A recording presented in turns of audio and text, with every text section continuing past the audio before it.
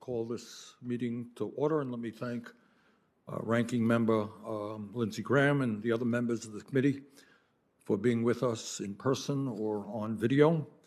I would also like to thank the many witnesses who will be testifying today, most of whom who will be joining us remotely because of this pandemic.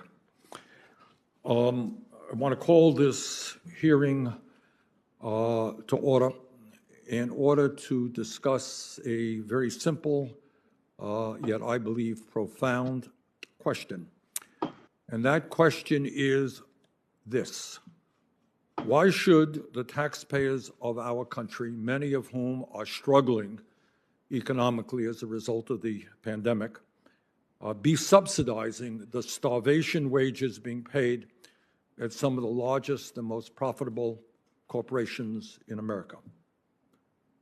That's the simple question. Why should working people be subsidizing some of the wealthiest families and largest corporations in America because of the starvation wages they pay their workers? And let me be very clear. The largest welfare recipient in America happens to be the wealthiest family in America, the Walton family, a family that owns the largest corporation in America, Walmart. This is a family that is worth over $200 billion. It is a family that has become $50 billion wealthier since March of 2020, during the worst public health crisis in over 100 years. This corporation that they own, Walmart, made over $15 billion in profit last year alone. And yet, despite this massive family wealth, despite these very high corporate profits, Walmart pays wages so low that tens of thousands of their employees are forced to rely on public assistance in order to survive. They are forced to rely on food stamps to feed their children, paid for by the U.S. taxpayer. They are forced to go into public housing to put a roof over their heads, paid for by U.S. taxpayers.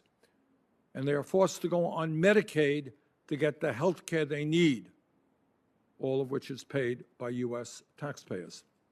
While Costco, Amazon, Target, Best Buy, and other major corporations have all raised their minimum wage in recent years to at least $15 an hour.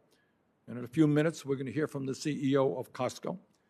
The minimum wage at Walmart has remained stuck at $11 an hour for the last 3 years. The result? 760,000 workers at Walmart. Walmart is the largest employer in America. 760,000 employees, about half of their U.S. workforce, are paid less than $15 an hour.